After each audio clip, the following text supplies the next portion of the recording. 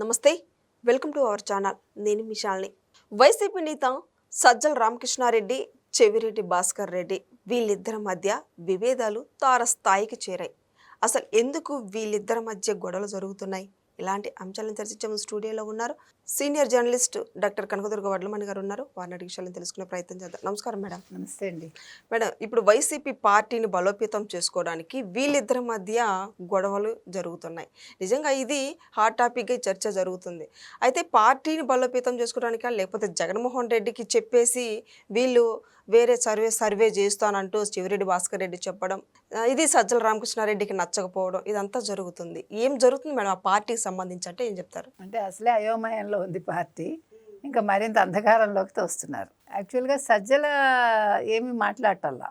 చెవిరెడ్డి ఎప్పుడైతే ఆయన రిలీజ్ అయ్యి వచ్చారో జైలు నుంచి, ఆయన తాడేపల్లిలోనే మకాం వేశారు. వేసి నూరి పోస్తున్నారు జగన్మోహన్ రెడ్డికి. ఏమని, ఇప్పుడు అరెస్ట్ జరగటం వల్ల మన గ్రాఫ్ పెరిగిపోయింది, సర్వే చేయించాను, నివేదికలన్నీ మనకి ఫరుగా వస్తున్నాయి, ప్రజల్లో మనకి మద్దతు పెరుగుతోంది, సో మనం ఏదో ఒకటి చేసి మరిన్ని అరెస్టులు జరిగేలాగా చేసుకోవాలి, అప్పుడు వైసీపీ పార్టీ పైకి లేస్తుంది అని. ఇది సజ్జలకు నచ్చట్లేదు, ఎందుకంటే ఇదంతా కూడా నూరిపోయడమే కదా. అవును, యాక్చువల్గా అక్కడ జరుగుతున్నది అది కాదు, అది చెవిరెడ్డికి తెలుసు, సజ్జలకి తెలుసు. కానీ జగన్మోహన్ రెడ్డికి మాత్రం ఇంపుగా ఉంది అది వినడానికి. జగన్మోహన్ రెడ్డికి ఎప్పుడు కూడా ఎవరైనా నీ అంతటి వాడు లేడు అంటే చాలు, ఆయన ఉబ్బి తబ్బిబ్బైపోతాడు, నిజం అనుకుంటాడు. ప్రాబ్లం అక్కడ. అలా అనుకోబట్టే కదా 2024లో ఓడిపోయాడు. ఆయన చేసిన తప్పిదాలన్నీ కూడా వీళ్ళు ఆమోదించి ఇంకా ఎక్కువ తప్పిదాలు చేయించేలాగా చేశారు. యాక్చువల్గా జగన్మోహన్ రెడ్డి ఇంటెన్షన్ అది అయి ఉండదు, కానీ వీళ్ళు అలా చేశారు. దానివల్ల నెగిటివ్ అయింది జగన్మోహన్ రెడ్డి. మీరు గమనిస్తే కనుక అయితే ఇవాళ ఏ అంశం తీసుకున్నా, ఏ స్కామ్ తీసుకున్నా, ఏ అవినీతి తీసుకున్నా, అవన్నీ కూడా జగన్మోహన్ రెడ్డి దగ్గర వచ్చి ఆగుతున్నాయి. ఎందుకని, ఆయన డబ్బులు ప్రధానమని ఆయనకు చెప్పి చేసిందంతా వీళ్ళు చేసి లాస్ట్కి బాధ్యుడిని జగన్మోహన్ రెడ్డిని చేశారు. అవును. దానివల్ల జగన్మోహన్ రెడ్డి ఎలా ఉండాలి, తెలివిగా ఉండాలిగా. నమ్మాలి, ఎంతవరకు నమ్మాలో అంతవరకే నమ్మాలి. బియాండ్ దట్ నమ్మితే ఏమవుతుంది, ఇలాగే అవుతుంది కదా. అందుకని నేను ఏమంటున్నానంటే, ఇవాళ ఈ విషయం అంతటికీ కారణం చెవిరెడ్డి. సజ్జల ఏం చేయలేకపోతున్నాడు, ఎందుకంటే ఈయన ఆక్యుపై చేయడానికి చూస్తున్నాడు కదా. ఇప్పుడు సజ్జల ఇన్ని సంవత్సరాలుగా జగన్మోహన్ రెడ్డితో ఉన్నారు పార్టీలో కదా, ఇన్ని సంవత్సరాలుగా నడుపుతున్నాడు ఆయన. ఆయన క్రెడిబిలిటీ ఏంటో జగన్మోహన్ రెడ్డికి తెలుసు, మంచో చెడో. దాన్ని బట్టి మళ్ళీ కంటిన్యూ అవుతున్నాడు ఆయన. ఇవాళ చెవిరెడ్డి వచ్చి సజ్జల ప్లేస్ ఆక్యుపై చేస్తానంటే ఎలా? ఎందుకంటే చెవిరెడ్డి ఇవాళ పూర్తిగా లిక్కర్ స్కామ్లో ఇరుక్కున్నాడు. మీరు ఒక విషయం గమనిస్తే, స్కామ్స్లో ఎక్కడ సజ్జల పేరు లేదు, సజ్జల రామకృష్ణారెడ్డి పేరు ఏ స్కామ్లోనూ లేదు. ఏదో భూమి ఆక్రమించాడని తప్ప లిక్కర్ స్కామ్లో కానీ, నెయ్యి స్కామ్లో కానీ సజ్జల పేరు ఉందా చెప్పండి మీరు నాకు కదా. కాబట్టి సజ్జలని నమ్మడం బెటరు జగన్మోహన్ రెడ్డి. చెవిరెడ్డి నిండా ముంచాడు. ఇప్పుడు బాంబే నుంచి ఆ హవాలా మనీ తీసుకొచ్చి లిక్కర్ స్కామ్లో దాన్ని మళ్ళీ అట్టపెట్టెల్లో గోనెసంచిలో అక్కడ చెక్ పోస్ట్ దగ్గర నుంచి పంపించి అవన్నీ తిరుపతికి వెళ్ళి అక్కడ మీరు ఆ వీడియోలో వీళ్ళకి 5 వాళ్ళకి 2 అని వేలంపాట పాడి చెవిరెడ్డి అక్కడ అదంతా కూడా తిరుపతికి సగం డబ్బు పంపించి దాన్ని ఎన్నికల్లో వాడారు. తర్వాత దానికి తుడా వాహనాలు కూడా వాడుకున్నారు.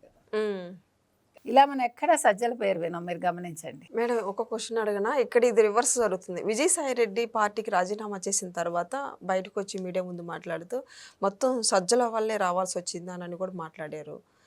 సజ్జల మాటలు వినే ఇట్లా పార్టీకి అంతా ఇట్లా జరుగుతుందని చెప్తున్నాడు. మరి ఏమంటారు మేడం దీన్ని? సజ్జలకి ఇక్కడ నెత్తి మీద కూర్చున్నది చెవిరెడ్డి, ఇక్కడ విజయసాయి రెడ్డికి నెత్తి మీద కూర్చున్నది సజ్జల.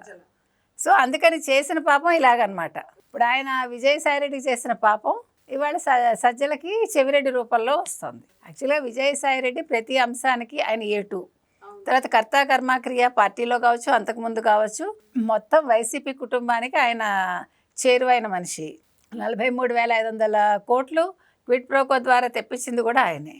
అటువంటి విజయసాయి రెడ్డికి ఎత్తు పెట్టగలిగాడంటే సజ్జల, ఇవాళ సజ్జల చెవిరెడ్డికి భయపడుతున్నాడంటే ఆశ్చర్యంగా ఉంది. అంటే సజ్జల పప్పులు ఉడకట్ల. ఇవాళ విజయసాయి రెడ్డి పేరు కూడా మరి ఎంతవరకు వస్తుంది లిక్కర్ స్కామ్లో అనేది చూడాలి. ఎందుకంటే మొదటి 3 మీటింగ్లు వాళ్ళ ఇంట్లో జరిగాయి. తర్వాత ఇంకో చిత్రమైన విషయం ఏమిటంటే, నిన్న కవిత రిలీజ్ కావచ్చు, మరొకటి కావచ్చు, విజయసాయి రెడ్డి హస్తం ఉందంటున్నారు లాస్ట్ మినిట్లో. అర్థమైందా మీకు? అవునవును. ఢిల్లీ లిక్కర్ స్కామ్లో అంటే ఎందుకంటే విజయసాయి రెడ్డి అనేవాడు అటు అమిత్ షాకి ఇటు మోదీకి చాలా క్లోజ్. యాక్చువల్గా ఆయన బయటకు వచ్చిందే అందుకు మనం మాట్లాడుకున్నాం.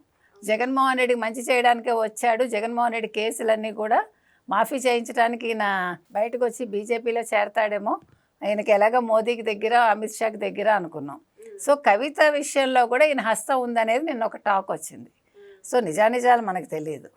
ఏది ఏమైనా నువ్వు విజయసాయి రెడ్డికి కుంపట్లా తయారైతే నీకు కుంపటిగా ఇవాళ చెవిరెడ్డి తయారయ్యాడు.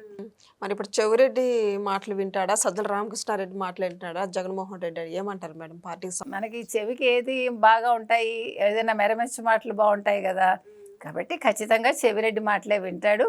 కొంతకాలం చెవిరెడ్డి హవా నడుస్తుంది ప్యాలెస్లో. మరి పార్టీకి ఇంకా బలోపేతం చేసుకోవడానికి ముందుకు ఏ విధంగా వెళ్ళబోతున్నారంటే ఏం చెప్తారు? ఏ విధంగా వెళ్ళిపోతారు? ఏదో 4 అరెస్టులును 3 ప్రెస్ మీట్లు లాగానే ఉంటుంది పరిస్థితి. అంటే ఆయన అది నమ్మాడు కాబట్టి దాని మీదే ఇప్పుడు ఏం చేస్తాడంటే ప్రెస్ మీట్ పెట్టి మావాడే ఆ తప్పు చేశాడు, ఫలానా వ్యక్తి ఈ తప్పు చేశాడు, దమ్ముంటే అరెస్ట్ చేసుకోండి అని అంటాడేమో జగన్మోహన్ రెడ్డి. అంటే అలా మాట్లాడితే నిజాలు బయట పెట్టాడు అనుకో, మొదటి నుంచి ఆయనే కదా పార్టీలో ఎవరికైనా నిజాలు చెప్పి అవును అతను చేశాడు అయితే తప్పేంటి అని అడుగుతాడు కదా. చేసిన తప్పు ఆయన నోటి ద్వారానే వస్తుంది.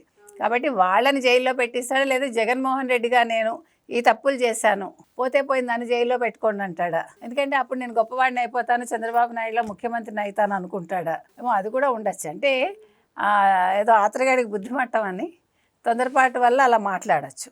సో అలా కూడా జరిగే అవకాశం ఉంది. సో నెక్స్ట్ ప్రెస్ మీట్ మరి ఇవాళ శనివారం కాబట్టి ఇంక ప్రెస్ మీట్ పెట్టే అవకాశం లేదు.